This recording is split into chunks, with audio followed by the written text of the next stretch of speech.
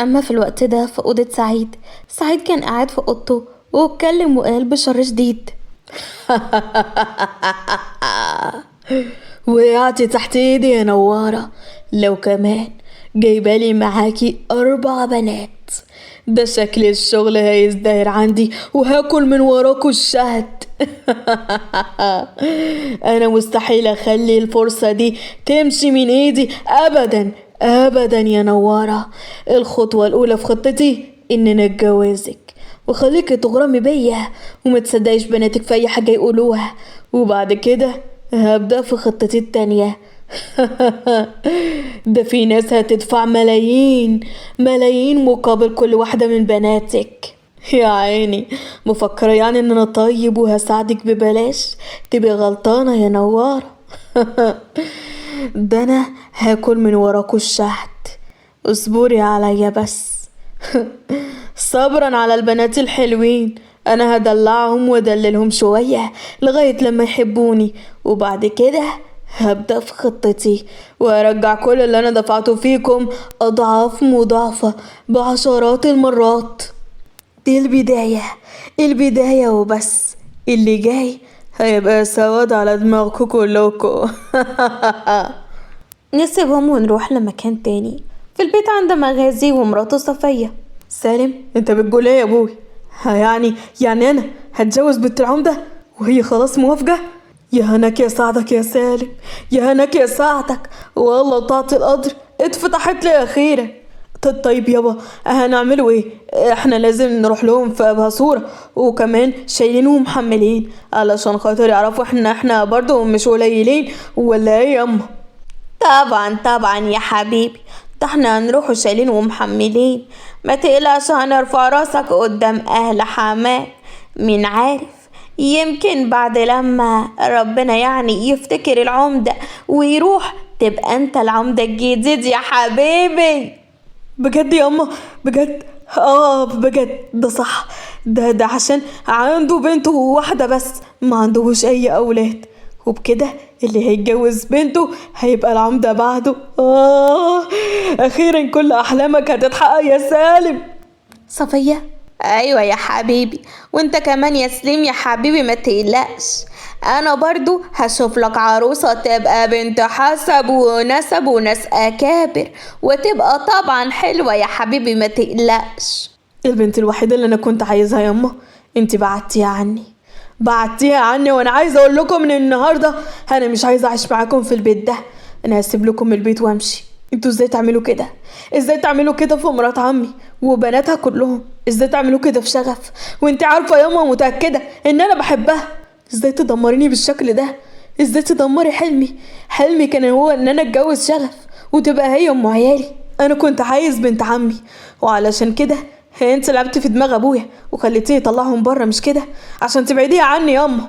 ماشي ياما، طب وربنا ما انا قاعدلك فيها وسايب لكم البيت وماشي، مش عايز منكم حاجه، انا مش عايز فلوس ولا ورث ولا اي نيله. مغازي: ايه اللي انت بتقوله ده يا واد؟ انت اتجننت ولا ايه؟ هي بنت عمك اللي لعبت في دماغك ولا ايه؟ لا ما تعملش كده يا ابني. اسمعني، انت لازم تفضل هنا وشاور لي بس على البنت اللي انت عايزها وانا هجوزها لك. يعني ما جاتش على شغف يعني، ما هو اللي خلق شغف خلق غيرها. انا بالنسبه لي شغف وبس، شغف هي كل حاجه انا كنت بطمح ليها. انتوا دمرتوا حياتي، دمرتوني. يا ريتني كنت هنا ساعة ما كنتوا بتطردوهم، يا ريتني كنت هنا، كان زماني رحت معاهم. انا دلوقتي المشكله ان انا معرفش فين اراضيهم.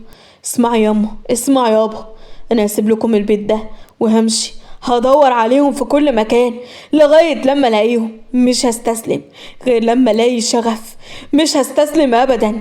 وافتكري ياما ان انت السبب في عذابي، انا مش مسامحك ياما. قال كده وما سابلهمش اي فرصة، ساب البيت ومشي تحت صدمة الكل.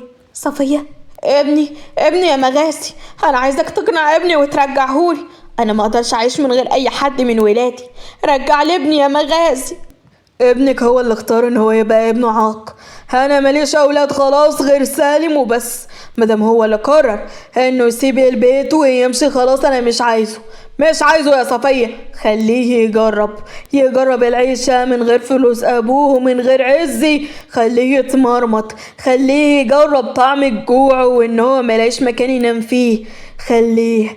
وفي الآخر هيجيلي راكع تحت رجلي ويطلب مني السماح، وبرضه مش هسامحه. بتعدي الأيام يوم ورا يوم، وسعيد بيقرب من نوارة لغاية لما خلاها توافق إنها تتجوزه، بعد لما سألت البنات والبنات كانوا موافقين علشان ملهمش حد غيره، وإن هو اللي قواهم في أكتر وقت كانوا هما محتاجين فيه لحد إن هو يساعدهم. هما لقوش غير سعيد علشان كده وافقوا، وياريتهم ما وافقوا لو كانوا يعرفوا نية سعيد ليهم وإن هو ناوي يدمرهم كلهم. بينما سالم اتجوز بنت العمدة بالفعل وعملوا فرح، وبنت العمدة كانت بتكره كل حاجة في بيت مغازي حرفيا، أو بالأحرى مستقلية من كل حاجة ومتكبرة جدا ومغرورة، وبتعامل صفية بطريقة وحشة. ايه ده يا حماتي؟ يعني لغاية دلوقتي مفيش أكل؟ هو أنا هموت من الجوع في البيت ده ولا ايه؟ انتوا ازاي ما تعملوش أكل؟ ما هو يا حبيبتي لو كنت صحيتي من بدري وعملت الاكل بنفسك ما كانش زمانك دلوقتي جعانه، ولا انت مستنياني يا حبيبتي انا اللي اعمل لك الاكل؟ ام محمد اجازه الاسبوع ده ولسه ما لاقيينش حد مكانها. ايه اللي انت بتقوليه ده؟ انت مجنونه ولا ايه؟ عايزاني انا اللي عمري ما دخلت مطبخ ادخل مطبخ واطبخ كمان والا افضل جعانه؟ انت ما تعرفيش انا بنت مين؟ انا بنت العمده، يعني كان عندي طول حياتي خدم وحشم يخدموني، وبما انك مش عارفة توفري ده يبقى انت اللي تطبخي. سالم انت ساكت لمراتك وهي عمالة تهن فيا ولا ايه؟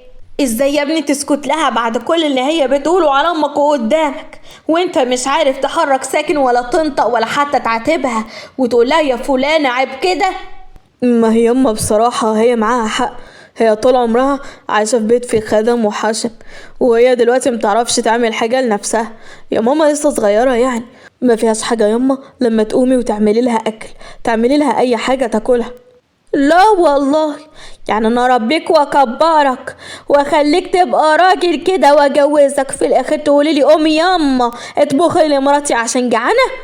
ياما لو مش عاجبك اسيبلك البيت وامشي انا كمان زي ما عمل اخويا دلوقتي، اسيبلك البيت واخد مراتي واجيب لها اللي هي عايزاه. صفية بخوف لا لا لا لا خلاص يا ابني، انا اسف، حقك عليا مرات ابني، انا هقوم واجيب لك الاكل، ما تقلقيش. انتي حابه تاكلي ايه يا حبيبتي؟ اعملي لي اكله كويسه وخلاص، بقولك انا بحب الفراخ المشويه قوي. تمام، اعملي لي فراخ مشويه مع السلطات وكتري من السلطه بليز علشان خاطر الرجيم. صفية بغيظ وماله يا حبيبتي وماله، اعمل لك كل اللي انت عايزاه، حاضر من عينيا الاتنين يا مرات ابني يا غاليه. بعد وقت كانت خلصت لها الاكل وراحت لها الاكل جاهز، قومي علشان احطلك تتغدي. تسلمي لي يا حماتي، رجلي وجعاني مش قادرة اقوم. طب ممكن تجيبيلي مية وبملح وتدعكي لي رجلي بالله عليك، وجيبي لي الاكل لحد هنا مش قادرة اقوم. ايه هي بايت كده بقى انا اجي وادعقلك رجلك؟ ازاي تقولي كده؟ حتى والحاجة يا ولدي والحاجة يا ابني يا سبعي. يوه ياما مالك بقى في ايه؟ عادي يعني مرات ابنك رجليها وجعاها، ما انت برضو لو كانت رجليك وجعاكي كانت هي هتساعدك، اعملي لها رجلها ياما فيها ايه يعني؟ لا يا حبيبي انا ما بعرفش اعمل رجل حد، لو كنت بعرف اعمل رجل حد كان زماني عملت رجلي لوحدي، ما طلبتش من حماتي يعني. بس انا غلطانه ان انا اعتبرتها زي مامتي وقلت لها انها تعمل لي كده. شفتي بقى يا ماما، هديكي زعلتيها، ما تعملي الحاجه اللي هي عايزاها من سكات وخلاص. صفية كانت مصدومه جدا من تحول ابنها عليها، وما كانش قدامها غير انها تخضع للامر الواقع وتبقى خدامة ذليلة تحت رجل مرات ابنها. وكان ده اول جزء، والجزء التاني بقى عند مغازي لانه هو رايح للمحاصيل. ومعدي على الأراضي بتاعته والأراضي بتاعت أخوه عشان ينصدم من النار، وهي ماسكة في كل حاجة، ماسكة في كل الأراضي حرفيا، عمالة تنهش فيها كل المحاصيل اللي حط فيها كل فلوسه بتروح قدام عينيه. قعد يصرخ ويصرخ ويطلب إن حد يجي ويساعده عشان يطفي النار، ما كانش عارف يطفي حاجة. النار كل لما بيكب عليها مية بترجع تاني كأنه بيكب عليها بنزين، بترجع أقوى من الأول. قعد يصرخ بقوة لدرجة إن هو وقع وأغمى عليه.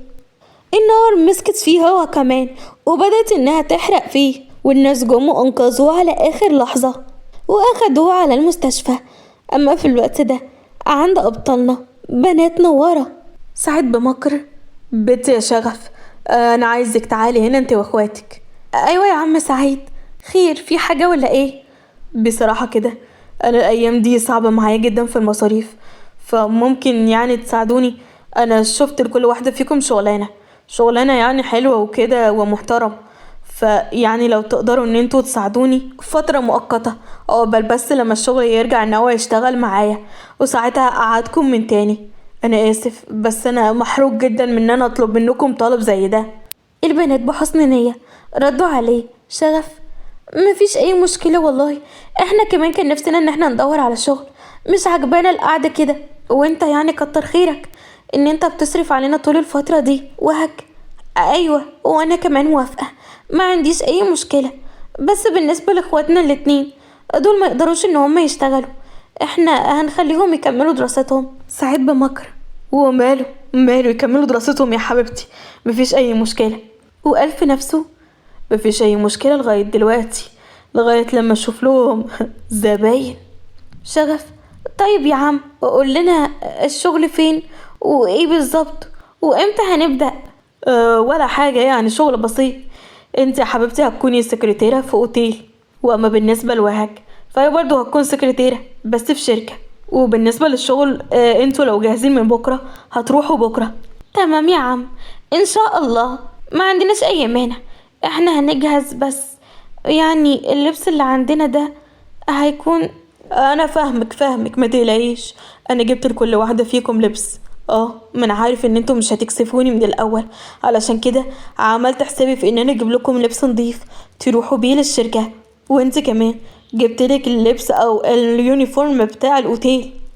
اذا كان كده ماشي، احنا ما عندناش اي مانع يا عم سعيد. سعيد لمعت عينيه بشر شديد وهو بيفكر هيعمل ايه بالفلوس اللي هتجيله من ورا البنتين دول بعد ما هيدمر مستقبلهم.